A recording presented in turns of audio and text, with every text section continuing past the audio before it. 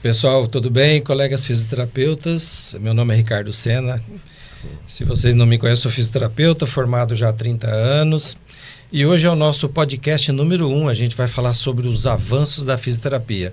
Não vamos ficar enrolando muito, porque a gente sempre vai direto ao ponto. Eu estou aqui com 2 colegas, a doutora Larissa e o doutor André Sena. São 2 fisioterapeutas que trabalham conosco na clínica já há um tempo. E o nosso objetivo aqui é falar sobre os avanços na fisioterapia, né, pessoal? E o quanto é importante, o quanto essa profissão cresceu nos últimos tempos, né? Então, eu tenho aqui um profissional da média guarda, né? E tem vocês que são jovens, formaram há pouco tempo. Então, a gente vai bater um papinho aqui. E aí, se apresentem, eu quero que vocês falem de vocês. Bom, meu nome é Larissa, como o Dr. Ricardo já falou. Eu sou fisioterapeuta há 4 anos apenas. E eu atuo na área da dermatofuncional, né? Eu fiz a pós-graduação na dermatofuncional, então eu atuo na área da estética, pós-operatório de cirurgias plásticas, amo muito essa área. E também só crescimento, só avançando, graças a Deus. Maravilha. É isso. Eu me chamo André Sena, sou fisioterapeuta, formado há 5 anos e sou filho do Dr. Ricardo. E estou aí há 5 anos trabalhando junto com ele nas técnicas injetáveis. Fiz parte do curso de quiropraxia dele durante a minha formação e atendo em técnicas injetáveis desde o começo da minha trajetória e muito feliz com os avanços da fisioterapia, hoje com os acórdons. Então a gente é muito mais seguro em fazer as técnicas injetáveis e com ultrassonografia aí a coisa mudou, ficou muito mais fácil e melhor. E mais assertivo. Mais assertivo. Bom, então vamos lá, Larissa, o que o pessoal pergunta, as perguntas que a gente recebe sobre os avanços da fisioterapia? Você tem, os nossos colegas sempre fazem a pergunta? Então... Sim, então assim, eu tenho visto que muita gente, muitos pacientes nossos têm preso assim na mente que a fisioterapia é a fisioterapia convencional, né? De fazer várias sessões e ficar meio preso nesse tratamento. Justo. E o resultado vir aos poucos. E nós temos visto como profissionais do outro lado que a fisioterapia, na verdade, ela avançou muito. E eu queria que vocês debatessem um pouco sobre isso, sobre os maiores avanços da fisioterapia que vocês têm visto assim nos últimos anos. Maravilha, essa pergunta ela é excelente porque ela remete os profissionais que já são formados há um tempo lá para o passado. A fisioterapia, né, ela está comemorando 56 anos de profissão. O nosso COFITO comemorou 50 anos recentemente de instituição, né, que é responsável pela organização da fisioterapia. E se a gente lembrar, lá quando foi o nosso decreto-lei da fisioterapia, 938/69, ele instituiu a fisioterapia. O grande apelo da profissão eram os sequelados, né? Então foi uma época assim, pós-guerra, um pouco mais tarde, mas nós tínhamos sequelados aí de acidente automobilístico e principalmente poliomielite. Então nós precisávamos de um profissional que atuasse na reabilitação motora. Mas vejam só, a nossa clientela, ela foi modificando ao longo do tempo. Hoje nós temos, obviamente, profissionais que atuam na reabilitação motora, na recuperação funcional. Mas o mercado, os nossos pacientes, exigindo que os profissionais se remodelassem ao longo do tempo. Então, hoje nós temos 16 especialidades na fisioterapia, né? E dentro dessas 16 especialidades, cada um teve uma evolução. Então, claro que eu não vou conseguir falar das 16 especialidades, sim. Mas se a gente olhar para o prisma da fisioterapia traumática, ortopédica e reumatológica, houveram grandes avanços que antes eram inimagináveis. Então, hoje, o fisioterapeuta que atua nessas 3 áreas que eu falei, ele tem mais ferramentas de avaliação. Eu acredito que a grande ferramenta que surgiu nos últimos tempos na área que eu citei, sem dúvida nenhuma, é a ultrassonografia cinesiológica. Porque com a ultrassonografia, doutora Larissa, nós conseguimos fazer um exame com acurácia, diagnosticar a lesão e o fisioterapeuta pode fazer diagnóstico. E a gente consegue, com ultrassom, inclusive guiar procedimentos. Outros avanços na área da ortopedia, como a baropodometria para ver as pisadas, A fotogrametria, que é a análise postural através da foto, a gente joga no software. A dinamometria, né? Nós temos dinamômetros hoje que funcionam no celular, inclusive. Nós temos equipamentos que calculam o grau de mobilidade, que a gente usava uma régua antigamente, né? O goniômetro. Hoje nós fazemos com o celular. Verdade. Nós temos a câmera térmica, que a gente localiza um processo inflamatório. Então, essas coisas evoluíram, o fisioterapeuta teve que se adaptar de acordo com a proposta do profissional. Então, assim, de 69 para cá, a clientela mudou e os profissionais tiveram que mudar, porque senão nós ficaríamos, pessoal, obsoleto. Sim. Eu não sei se essa opinião que o André tem também. Com certeza. Eu vejo que a fisioterapia avançou muito nesses últimos anos e isso vem somando muito para a evolução dos nossos profissionais de fisioterapia. E tende a gente sempre buscar mais conhecimento. E com essas novas técnicas que eu trabalho, que nós trabalhamos, a gente sempre busca a ter mais conhecimento porque exige um conhecimento a mais. E exige uma relembrada de anatomia. Nós temos que buscar esse conhecimento para sermos mais assertivos nas técnicas, trabalhar. Eu concordo com o que você falou. Que maravilha. E olha só, o que o André falou, assim, que exige mais do profissional, porque se a gente... Vamos pegar um exemplo prático. Os cursos de fisioterapia, eles eram focados muito na prática. Vamos pegar aqui umas técnicas que eu gosto muito dessas técnicas, que é o Pilates, a quiropraxia, né, que eu fui professor durante muitos anos. A quiropraxia, diga-se de passagem, pessoal, já me levou para o Japão para dar aula e já me levou para Portugal 2 vezes. Então a quiropraxia foi assim uma das paixões minhas da profissão. E a osteopatia e outras técnicas, elas são muito focadas na prática. Então o profissional ele tem que se doar na prática. Agora, quando a gente fala em clínica fisioterapêutica, a gente tem que começar a ter outras formas de observar e estudar. Por exemplo, quando a gente fala nos injetáveis, na ultrassonografia, primeiro a gente tem que entender anatomia. Porque se você não entender a anatomia, você não consegue fazer uma boa ultrassonografia.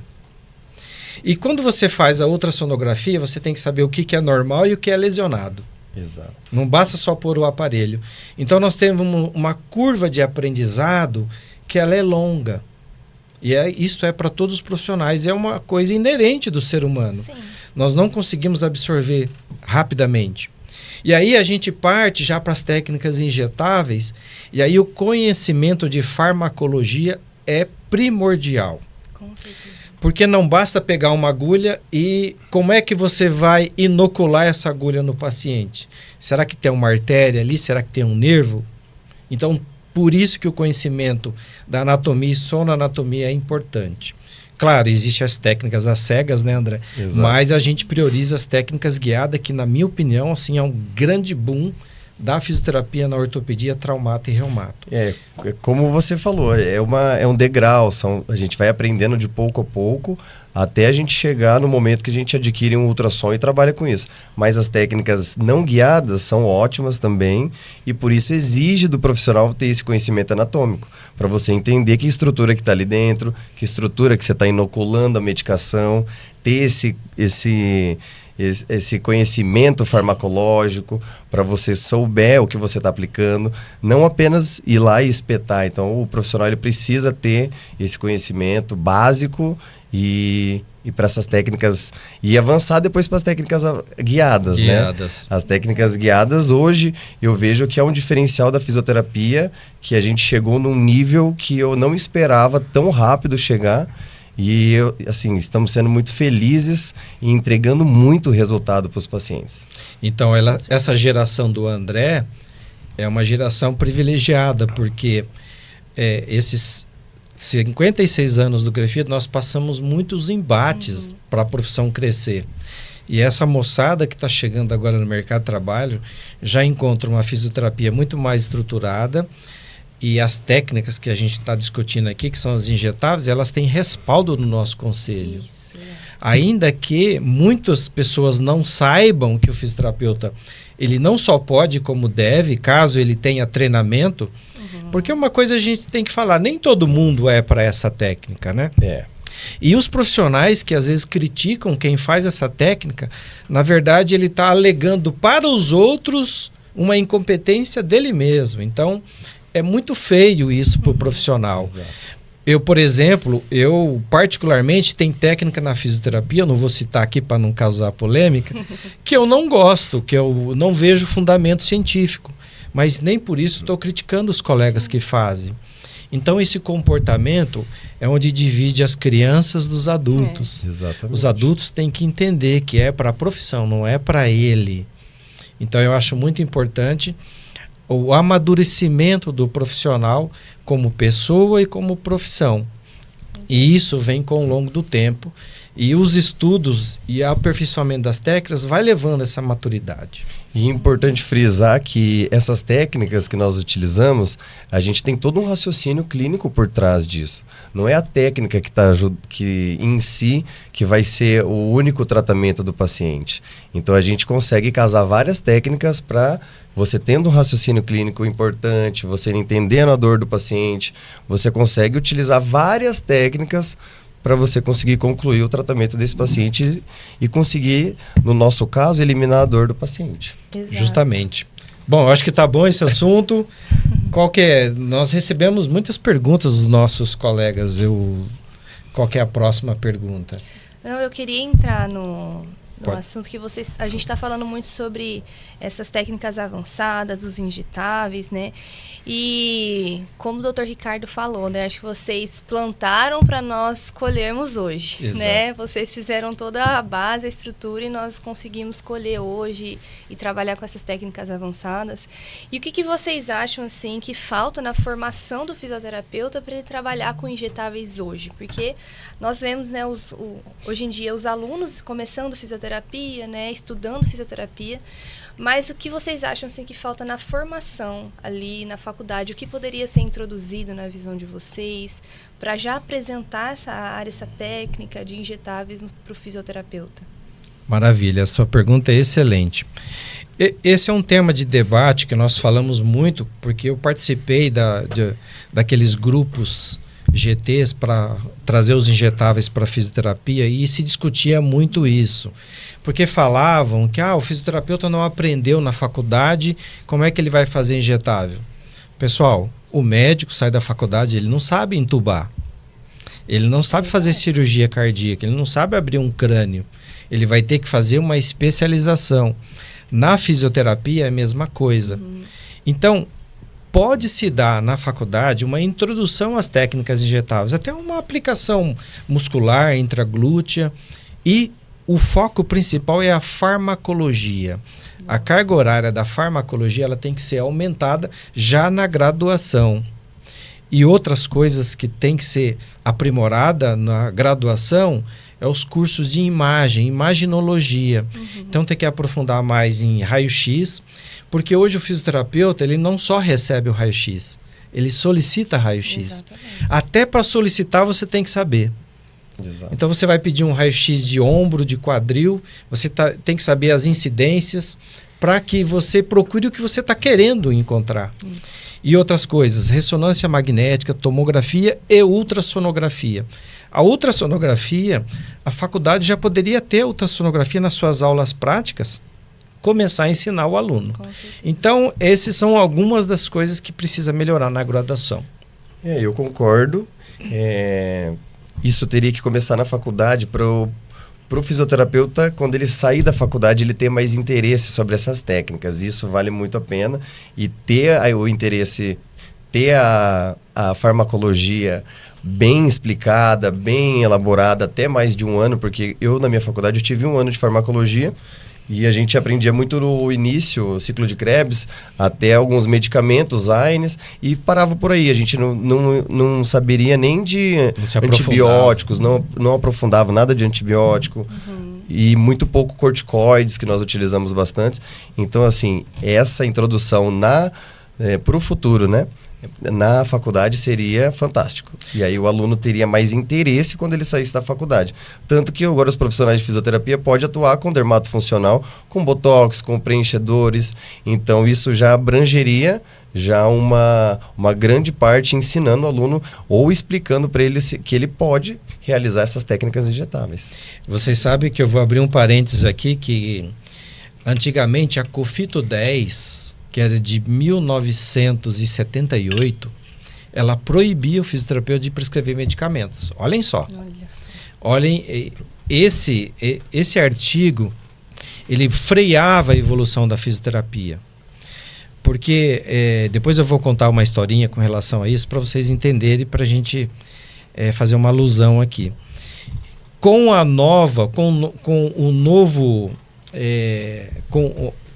o nosso novo código de ética, que é a Cofito 424, que foi feita em 2013, ela retirou a proibição. E sabe por que ela retirou a proibição? Porque as coisas vão acontecendo. Olha só, os fisioterapeutas que trabalhavam em hospitais tinham que fazer inalação no paciente com os aparelhos respiradores e tinham que usar broncodilatador, por exemplo. Uhum. Se ele estivesse usando um broncodilatador e lá no nosso artigo está dizendo que ele era proibido, então isso daí não ia de encontro ao artigo da profissão. Então o Cofito reviu isso daí, demorou muito tempo. Olha só, foram quase 25 anos, de 78 para 2013. Então isso demorou um tempo. E aí essa nova roupagem, que é a 424 de 2013, ela retirou essa proibição, incrementou mais. E isso trouxe, assim, uma liberdade para o fisioterapeuta, gente, porque a prescrição de medicamentos, doutora Larissa, ela não é ato médico. Sim. Na lei do ato médico, que é a lei 12.842, lá não diz em nenhuma vírgula que a prescrição de medicamentos seria exclusiva do médico, exceto a RDC 344, que são medicamentos exclusivos para médicos. Sim. E diga-se de passagem, nós fisioterapeutas, por enquanto, não temos interesse nessa classe de medicamentos, porque são classes de medicamentos extremamente controlados, são drogas potentes que causam dependência, que são anestésicos fortes. Sim. São medicamentos muito rígidos controlados pela Anvisa. Então, o assunto aqui surgiu, né? Então eu achei importante a gente falar um pouquinho sobre a Cofito 10, que não existe mais, que foi substituído pela 424.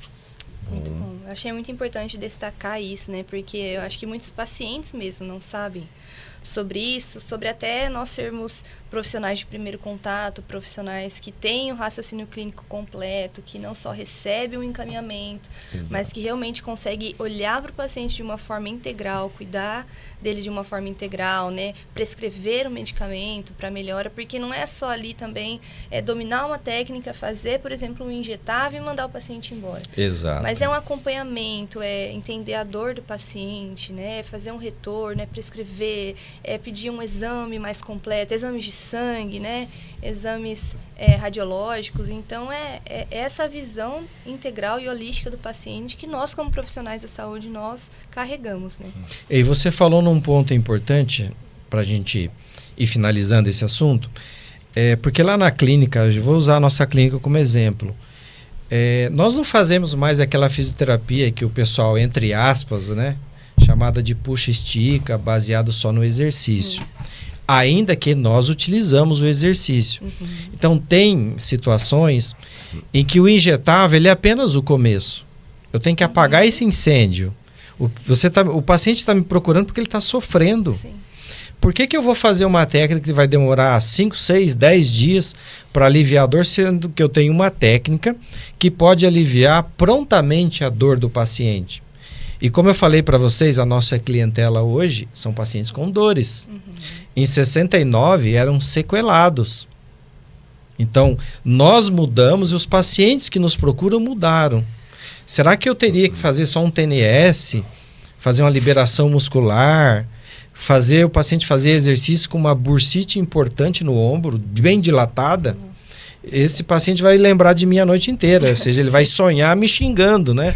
Sim. Então eu tenho recursos mais avançados hoje para fazer. Exato. Então é importante que o fisioterapeuta se apodere dessas técnicas com responsabilidade. Deixa eu só aqui falar de um caso sobre os injetáveis. Eu estava numa discussão no Crefito 8, falando sobre a importância dos injetáveis. Nós não tínhamos os acórdãos ainda. E um conselheiro me questionou: Mas por que nós vamos fazer injetável? Porque a essência da fisioterapia é o movimento. Eu falei, não, a essência da vida é o movimento.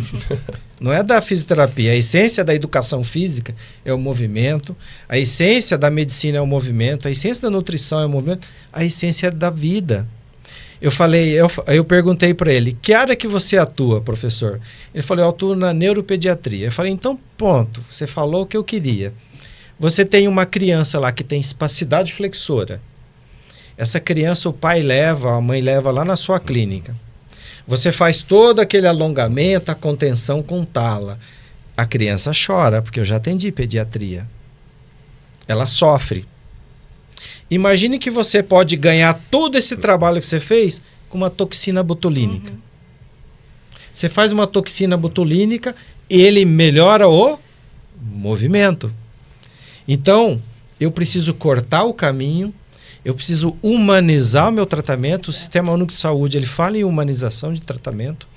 Então, se eu fizer uma toxina botulínica numa espacidade, olha o tempo que eu ganho. Eu falei, professor, aí o que você vai cuidar desse paciente? A recuperação funcional. Você vai ensinar essa criança a andar, fazer movimento, pegar um objeto. Você não vai precisar perder tempo para quebrar a espacidade. A toxina já vai fazer isso. Então, se você está me dizendo que a essência é movimento, muito bem, eu te ensinei um caminho novo para você devolver o movimento. Nossa, muito bom. E puxando esse gancho que você falou do tratamento injetável, do raciocínio clínico, falando tudo sobre... Eu vou contar um exemplo que eu tive essa sexta-feira passada. Eu atendi uma paciente com uma dor muito importante na coluna, já havia... 20, 25 dias tomando medicamento e ela melhorava, depois que ela pausava as medicações, voltava as dores dela. E ela veio me procurar com a queixa, com muita dor e não conseguia dormir, estava bem desamparado, o marido estava desesperado, querendo que melhorasse, e ele tinha ido em outro profissional e tinha passado só os medicamentos. Então eu propus para ela fazer uma técnica injetável. Ela tem uma hérnia de disco e a gente já iniciou o tratamento no mesmo dia que fizemos a consulta, porque a dor dela era muito grande.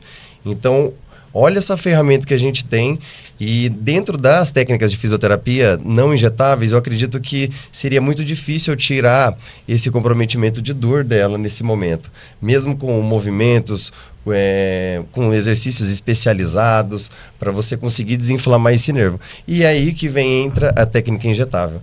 Então, a técnica injetável, eu fiz uma aplicação nela na sexta-feira, segunda-feira ela retornou para mim com 0 de dor. Olha só que maravilha. Fiquei até surpreso, porque geralmente o paciente pode ter ali EVA 2, EVA 3, diminuir uma melhora parcial, mas ela teve melhora de 100%. E a gente continuou o tratamento já fazendo a descompressão da coluna dela com as macas de flexodistração. Então, se eu desse medicamento para ela de novo, igual outro profissional fez, acredito que ela não chegaria segunda-feira sem dor como ela chegou. Ia mascarar o sintoma? Ia mascarar. Então, eu desinflamei a coluna dela e a gente entrou com o tratamento para descompressão. Então, eu consegui sincar 2 técnicas, várias outras técnicas, na verdade, mas um raciocínio clínico baseado, e tratei, e aí a gente tá tratando ela e com certeza ela vai ter uma melhora muito grande. E já está melhor, né? A gente, no caso que o André tá falando, a gente tem que lembrar que uma dor na coluna, por exemplo, ainda que os papers, eu vejo muito profissional, os doutores da dor, né? Eles falam que a dor lombar é difícil de diagnosticar, mas a gente tem percebido, doutora Larissa, que uma aplicação bem feita numa faceta vertebral e uma analgesia do nervo espinhal, os pacientes ficam muito bem. É raro os pacientes que não ficam bem. E isso abre leque para todo um atendimento da parte mecânica, porque toda condição clínica tem uma inflamação e tem um distúrbio mecânico. Então, por que eu vou começar com o distúrbio mecânico primeiro? Vai demorar, esse paciente, ele trabalha, ele tem família, ele não tem tempo para ficar indo 10, 15 vezes na sua clínica. Eu sei que tem uma franquia aí que vende uma fisioterapia de 2, 3 meses. Poxa, ninguém aguenta pagar 2, 3 meses de fisioterapia. Eu, quando vou no dentista, se ele falar, não, você vai ter que vir em 10 sessões aqui para eu recuperar seu dente. Eu não vou nele, eu vou procurar um outro. Eu preciso trabalhar, eu preciso produzir, então a gente precisa de coisas mais rápidas. tudo está rápido hoje. Você faz uma compra pelo celular, se o vendedor não for atencioso com você, você já vai procurar outro. Você está no WhatsApp comprando. Então, hoje as coisas precisam também, na vida real, andar um pouco mais rápido. Com certeza. Doutora Larissa, vamos mudar de assunto um pouquinho? Vamos falar de estética? Vamos. Todo mundo quer ficar bonito. E agora é a hora certa, começar a se cuidar para sair bem na foto no final do ano. Verdade. Né? Então, aqui, uma pergunta que todo mundo fala para a gente. Os avanços, né? A fisioterapia teve um avanço na harmonização facial e também corporal, que eu acho que é o grande apelo hoje da sociedade. Dentro desses avanços, o que você destacaria assim, de mais importante, tanto para o profissional e quanto para o usuário que vai procurar o profissional? O que esse usuário tem que observar, né, que é o paciente, e o que o fisioterapeuta precisa se ater mais para fazer o atendimento? Bom, vamos lá. Eu enxergo, na verdade, esse avanço como algo muito positivo, porque a fisioterapia, ela sempre teve esse olhar mais fisiológico, assim, eu acho. E, na verdade, eu acho que vou fazer até um adendo, explicar um pouco sobre a fisioterapia dermatofuncional, que muita gente não conhece essa área da fisioterapia, né? Rapidinho aí, que ela é uma especialidade reconhecida dentro da fisioterapia, a dermatofuncional. E ela atua tanto na prevenção quanto no tratamento, né, de alterações da pele, reabilitação ali de cicatrizes, pós-operatórios, são várias áreas que a gente pode atuar como fisioterapeuta dermatofuncional. Então não é apenas estética, mas é também saúde tecidual, né? A gente atua nisso. Então, voltando para a harmonização facial e corporal, foi um marco muito importante que ampliou o campo de atuação do fisioterapeuta. Mas o que eu percebo é uma mudança na mentalidade na harmonização. Eu acredito que hoje em dia não é somente sobre volumizar ou dar mais assim, beleza, na estética em si, né? Porque tinha aquela de ficar com a bocona da Angelina Jolie, exato. Não é mais assim, né? Então, e todo mundo assim muito padronizado, né? Harmonização para todo lado, preenchimento. Mas hoje eu vejo muito também o foco mudando para qualidade tecidual e regeneração. E é algo muito positivo dentro da harmonização facial nós pensarmos mais fundo, um pouquinho além da estética, da beleza ali do que está externo. Então eu acredito que a estética hoje em dia está caminhando para esse lado assim mais biológico, esse olhar mais biológico. Sabe? Vendo o ser humano como um todo, como né? Como um todo. E você tem aproveitando o gancho, você tem um projeto, né, que une essas duas coisas, né? Ver o ser humano como um todo e também não esquecendo essa parte da beleza, porque na verdade é o nosso portfólio, né? A nossa apresentação. Como que é esse trabalho que você está desenvolvendo? Tem um nome diferente, né? Conta para nós como que é. Então, é que eu enxergo a minha atuação não apenas como alguém que aplica um procedimento, mas como alguém que cuida de pessoas. Então, eu tenho um padrão aí de atendimento, eu chamo de padrão Avodá. O padrão Avodá, ele significa serviço, entrega e propósito. E o que significa Avodá? Avodá é em hebraico, isso, né? Você me falou? É uma palavra em hebraico e ela simplesmente quer dizer servir e adorar. Então, é o meu padrão de atendimento, porque é a minha forma de servir as pessoas e minha forma também de adorar a Deus, né? Porque eu carrego isso no meu trabalho. Sim, a religião faz parte da sua vida. Faz parte. Então, eu acredito que a pele, ela carrega história. Então, às vezes, o paciente chega na minha frente ali, ela tá com alguma reclamaçãozinha de estética, de uma mancha ou de uma ruga, mas eu creio que essa ruga e essa mancha, ela tem muitas camadas. Então, é o que a gente também estava conversando, olhar para o paciente de uma forma humanizada, de uma forma holística, de uma forma integral, entender o porquê. Se tem essa mancha, então o que está inflamado no corpo dela? O que está acontecendo por trás disso? Né? Se é uma paciente muito nova, com muitas rugas, por que será que envelheceu tão rápido essa célula? Justamente. Então é olhar de uma forma mais integral, né? Que bom. Olha, uma história breve também. Você sabe que a fisioterapia dermatofuncional, ela foi uma das responsáveis pela inclusão dos injetáveis na fisioterapia. Porque olha só, lá atrás, há 10, 15 anos atrás, todas as profissões embarcaram na lei do ato médico, que não há proibição dos profissionais trabalharem com injetáveis. Então, a biomedicina avançou, os dentistas já com a ROF, né? Sim. E o fisioterapeuta ainda estava só nos aparelhos, né? Não é, claro, ainda é um... Por exemplo, você vai trabalhar com laser, com um ultrassom, ou algum equipamento da dermatofuncional, mas os injetáveis eram uma lacuna. E houve essa mobilização da Brafidef, inclusive, Isso. que é uma estupenda associação, e eles conseguiram, foram através deles, foram os primeiros a chamar a atenção dos injetáveis. E aí, claro, toda a técnica injetável ela serve para todas as áreas. Sim. Evidentemente que nem todas vão se beneficiar dos injetáveis, né? Porque cardiologia, o que vai fazer, né? Não dá para usar muito injetável, né? Mas tem alguns suplementos que dá para ser usado. Ah, com certeza. E só uma coisinha que eu queria até comentar, dentro da harmonização atual, hoje em dia, é que a gente está vendo muito sobre regeneração, né? Então, está muito em alta isso, os assuntos dos exossomos, PDRN... Peptídeos, né? Então, eu amo essa área porque é esse olhar mais biológico, que é o meu foco também no meu atendimento e é o que está em alta, que a gente vê, né? De tratar mesmo de dentro para fora. Então, esse olhar assim, de regeneração é muito bom. Eu acho que é o presente e o futuro da estética, sabe? E na clínica, em breve, nós estaremos atuando com isso também. Você sabe que, por exemplo, os fatores de crescimento que está nas plaquetas, eles são considerados exossomos, né? São moléculas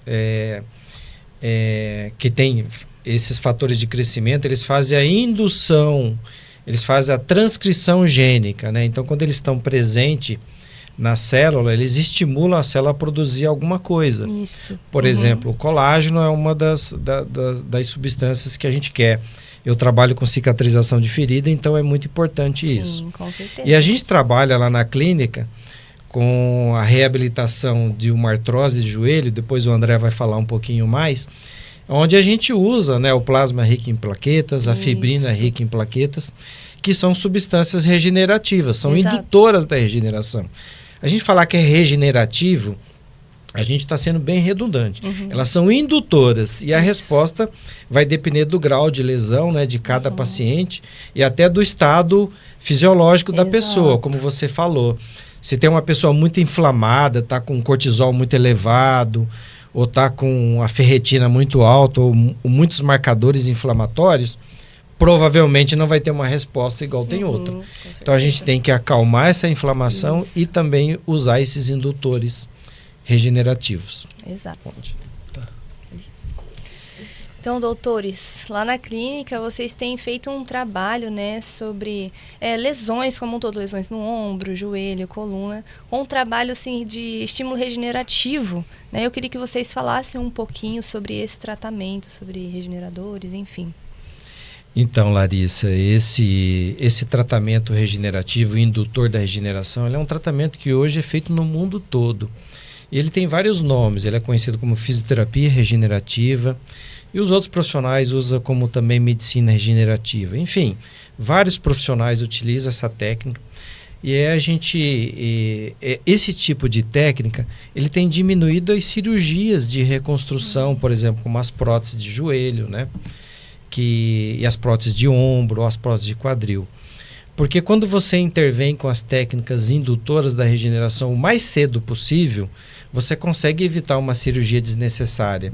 Porque a cirurgia tem risco cirúrgico, infecção, a paciente pode ter uma embolia, pode ter algum problema durante o procedimento cirúrgico, e o pós-operatório também é complexo, né, dependendo da idade do paciente. Então lá na clínica, assim, a gente pega o paciente de todo tipo de lesão, né? Apesar que a clínica chama clínica da coluna e clínica da dor, porque nós modificamos, a clientela que nos procura muito são pacientes com problemas de coluna, problemas de joelho e ombro. Essas três articulações são as campeãs. Exato. Tá? Sempre foram, né? Sempre foram. Eu acho que os colegas que estão nos vendo aqui nesse bate-papo, se eles refletirem, eles vão encontrar muitos pacientes dessas três esferas. Daí cai, claro, tornozelo, punho, cotovelo, aparece, mas a frequência esmagadora são essas três regiões. Sim. E a gente lá tem um critério, a gente faz uma avaliação minuciosa, nós utilizamos o ultrassom para diagnosticar a lesão e, uma vez diagnosticada a lesão, a gente faz uma proposta de tratamento que pode ou não incluir um injetável, né? Se a lesão é uma lesão que provoca muita dor, que está incomodando o paciente para as atividades, para trabalhar, para praticar esporte, até para dormir, a gente sugere que já faça um procedimento anti-inflamatório. E dentro desse projeto do anti-inflamatório, a gente já coloca também os indutores da regeneração. E aí podem entrar o plasma rico em plaquetas ou a fibrina rica em plaquetas. Vale lembrar que o PRP dura aí 2 dias, mas é um estímulo muito forte. E a fibrina rica em plaquetas já dura um pouco mais, só que é um estímulo um pouco mais lento, então ele dura 14 dias. E nós também temos o ácido hialurônico, né? Que é um nutriente e diminui os impactos das articulações. Então, dentro desse contexto, nós fazemos uma programação de injeções, né? E junto com essa programação de injeções, nós entramos com outras modalidades terapêuticas, né, André? Sim. Nós entramos com o laser de alta potência, que para a ortopedia é bem-vindo. Nós entramos com ondas de choque, com as técnicas manuais, a quiropraxia, mobilizações, e tem dado um resultado assim fantástico. O André atua muito também nessa área, né, André? E fala pra gente como é que você vê esse panorama. Olha, mudou. As experiências, né? Nós já tivemos muitas experiências com pacientes. Sim. Esse tratamento, quando a gente... Por exemplo, vou dar um exemplo de um paciente com uma dor importante no joelho, uma dor interna, com o início de uma artrose tipo 1, tipo 2, um paciente de 40 anos. Antigamente ele era submetido a uma cirurgia às vezes, e até retirada do menisco. Exato. E a gente sabe que hoje em dia a retirada do menisco tem muitos estudos em cima disso, que você pode até levar a uma artrose mais precoce. Exato. Então, quando a gente entende esse paciente, quando a gente faz essas aplicações, oferece para o paciente ácido hialurônico com PRP, a gente consegue fazer essa mescla, o resultado que esse paciente tem é muito grande. Ele não vai precisar passar por uma cirurgia, ele consegue melhorar o quadro dele em poucos dias. Ele consegue voltar para o retorno das suas atividades físicas muito rápido. Então, essas técnicas realmente mudaram a vida dos pacientes. Elas são ótimas, elas induzem a regeneração, lesões em ligamentos, lesões em tendões. A gente trabalha com muito tendões, trabalha com muito pacientes com lesões nos tendões supraespinhosos, geralmente, e fazemos aplicação, o indutor regenerativo, e depois todo mundo sabe que nós precisamos causar força nesse tendão, Exato. Precisamos de carga. Então a gente não trabalha só com o injetável, a gente coloca o paciente para fazer exercício também. Mas nós precisamos desse indutor regenerativo, precisamos do ondas de choque, que faz muito parte do nosso tratamento. E se o paciente também não quer passar por uma aplicação, a gente tem outros mecanismos para estimular, como laser, como ondas de choque, o exercício em si. É claro que eu vejo que a gente tem vai ter um resultado final bom, porém com os injetáveis a gente consegue diminuir esse tempo. A gente consegue melhorar o paciente em tempo recorde. Em 2, 3 semanas o paciente já volta para suas atividades. Então é incrível como a resposta dessas aplicações dos indutores regenerativos ele faz muito sentido na fisioterapia. Porque a gente devolve movimento. Nossa essência da fisioterapia é devolver movimento. Exato. Muito Você viu? E podemos usar os injetáveis. Isso que o André está falando é assim... É primordial, porque lá na clínica nós temos todo um aparato, um equipamento para fazer a coleta de sangue de forma bem asséptica, bem limpa, né, para poder jogar de novo esses fatores de crescimento nas articulações, nos tendões. E saiu recentemente tem vários artigos falando assim, que o fato de você encontrar uma lesão no ombro não quer dizer que é procedimento cirúrgico. Então, pessoas que não têm dor, não têm sintomas, isso já está bem catalogado na literatura. Se você pega uma comunidade, por exemplo, e vai lá e faz ressonância magnética nessas pessoas que não possuem dor no ombro, você vai encontrar lesões e essas lesões vão piorando com a idade. Então, a gente sabe que muitas lesões no ombro são degeneração com envelhecimento biológico. Exato. Claro que nós temos que considerar aquela lesão porque ela deve estar muitas vezes atrapalhando a mecânica e originando sobrecarga de estruturas nociceptivas, como, por exemplo, a membrana sinovial, a cartilagem do úmero, a fáscia que está entre o tendão e o músculo, como as bursites, por exemplo. Geralmente, quando a gente infiltra as bursas, a gente tem uma boa resposta da dor. E é claro, aquele tendão que está parcialmente roto, 30% de lesão, 40%, ele pode receber o que o André falou, são indutores regenerativos, um PRP, um IPRF, um ácido hialurônico. Esses dias atrás eu fiz o ácido hialurônico num tendão, numa epicondilite lateral, de uma epicondilite crônica, e o resultado foi muito bom. E eu não esperava esse resultado. Olha só. Eu fazia só o PRP no paciente. E aí nós chegamos a uma conclusão que íamos tentar o ácido hialurônico, e o paciente sentiu uma melhora muito grande.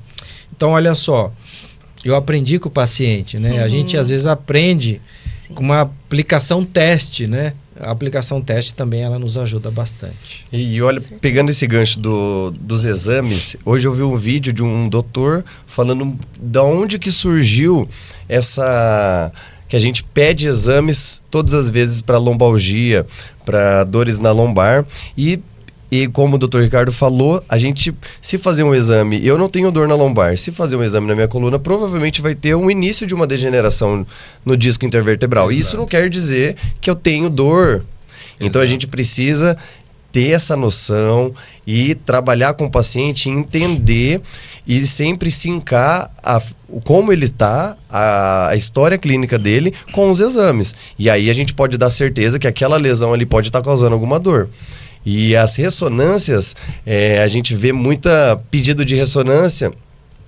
Às vezes, aquela degeneração não é realmente a dor que o paciente está sentindo. Exato. E às vezes o paciente que não tem dor vai fazer uma ressonância, pode ter uma dor leve, olha, o profissional pode achar que aquilo ali está gerando a dor e na verdade não é. Então a gente tem que ser bem cauteloso com esses pedidos de exames.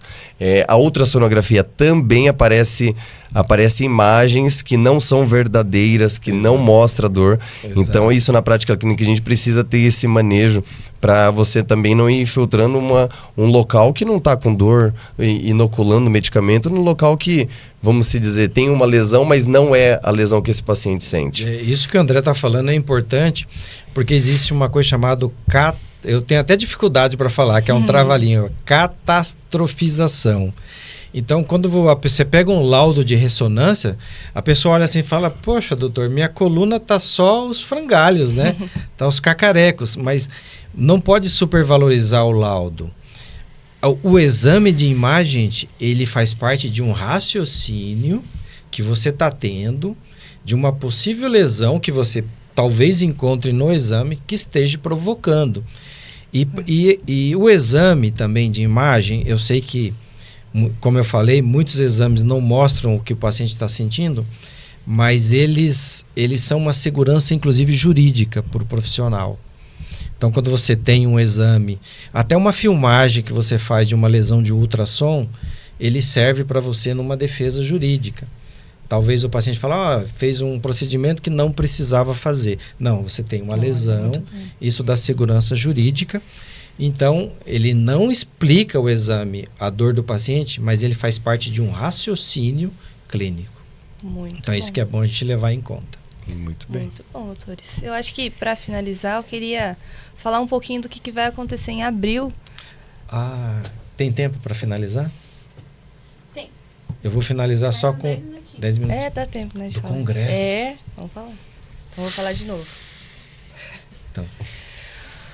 Bom, então, gostaria de falar o que vai acontecer em abril, né? Nos dias 23, 24 e 25, terá mais um congresso, né? Então, você, Dr. Ricardo, como presidente da Abrafir, né? Realizando mais um congresso, que é o CONIFIP. Então, eu queria que você falasse um pouquinho, né? Quais são as novidades, expectativas para esse congresso. Olha, pessoal, as expectativas são as melhores possíveis. Na verdade, doutora Larissa, este já é o meu 3º congresso como eu organizo. Eu organizei um pela Anafim, quando eu era presidente, e esse já é o 2º da Abrafir, que é a Associação Brasileira de Fisioterapia em Reumatologia. Eu já deixo aqui o convite a todos os colegas entre os dias 23 e 25 de abril, como você falou. Nós temos um congresso que no dia 23 é só workshops. Então, esses workshops são 3 horas, onde o profissional vai demonstrar, ele vai falar sobre o que ele utiliza. E nós temos vários temas, né? Desde teclas de aplicação na coluna vertebral, enxaqueca. Nós temos profissionais que vai falar sobre eletroestimulação transcraniana. Tem um colega que vai falar sobre quiropraxia. Nós temos colegas que vai falar sobre ondas de choque. Nós temos colega que vai falar sobre laser. Nós temos colegas que vai falar, assim, vários assuntos, eu não vou lembrar todos aqui, vou acabar cometendo algum erro, mas é importante que os colegas interajam, porque o congresso não é um local que você vai aprender uma técnica do começo ao fim, mas você vai lá ver o que os colegas estão fazendo na atualidade. E ir lá até corrige vícios de tratamento que você esteja fazendo.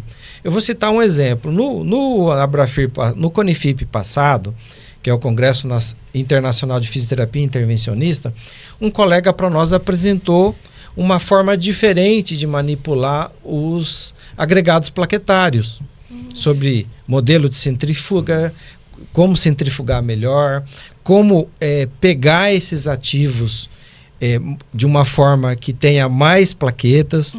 Então, nós aprendemos alguma coisa no congresso, não precisamos fazer um curso. Claro que quem já faz o PRP já vai entender a mensagem dele. Então, é importante que os colegas que estão aqui nos ouvindo participem do congresso, mesmo aqueles que já fazem a oportunidade para reciclar e para aprender mais, e aqueles que não fazem ainda os injetáveis, que é melhor oportunidade para conhecer as técnicas. Então, nós teremos palestrantes nacionais, internacionais, na capital do estado paranaense, Curitiba. Vai um pouquinho antes, já faz um turismo em Curitiba, vai conhecer lá os pontos turísticos. Você faz um network, você conhece as empresas.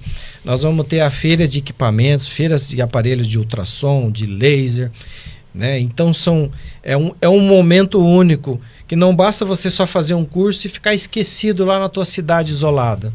O congresso é importante para você fazer novos amigos, aprender a tendência das novas técnicas e quem sabe aprender um pouquinho até você mudar o teu modus operandi na sua clínica. Com certeza, eu vou até olhar aqui para a câmera, eu convido vocês, fisioterapeutas, a participarem desse congresso, porque lá é as melhores e as técnicas mais avançadas que está no mundo da fisioterapia. Eu posso dizer isso porque eu fui o ano passado, até fiz a minha primeira palestra, e é o futuro instaurado no presente, literalmente isso. Então você que tiver a oportunidade de poder estar lá em Curitiba nos dia 23 a dia 25, eu acredito que se não mudar a sua vida, você vai conhecer o profissional que vai conseguir te ensinar aquela técnica que você sempre queria, ou que você tinha dúvida se a fisioterapia podia fazer ou não. Então lá você vai tirar todas as suas dúvidas, tem técnicas avançadíssimas que a gente aprende lá, pelo menos escuta e descobre quem faz essas técnicas. Porque lá a maioria são professores, né, doutor Ricardo? Exato. A maioria dos profissionais que fazem as palestras são profissionais e são professores de curso, e tem os próprios cursos. E eles vão passar o contato e é fantástico. Tem vários profissionais lá que já foram alunos nossos e estão desbancando, estão avançando tanto nas técnicas que nós temos que aprender com eles agora, né? A gente ensinou eles, agora é a nossa vez de aprender com eles. Nós temos alunos lá que nós ensinamos o básico para eles, né? Como fazer o procedimento. E o colega evoluiu em determinada atuação e agora nós vamos aprender com ele como é que faz. Por exemplo, que é o plasma gel, né? Nós não fazemos ainda o plasma gel na clínica, nós temos uma certa insegurança, né? Os detalhes. E nós temos colegas que vão lá, que foram alunos nossos, agora vão ensinar a gente a fazer plasma gel. Então, olha só como é bacana, como é bonita essa interação e essa troca de informação entre os colegas. Então, eu vou olhar para a câmera lá. Colegas fisioterapeutas, não deixe de participar do Conifip. É um momento seu, é um momento nosso, é um momento da fisioterapia. Se você se recicla, você se torna um profissional ainda melhor do que você é hoje. Então, eu aguardo todos vocês lá.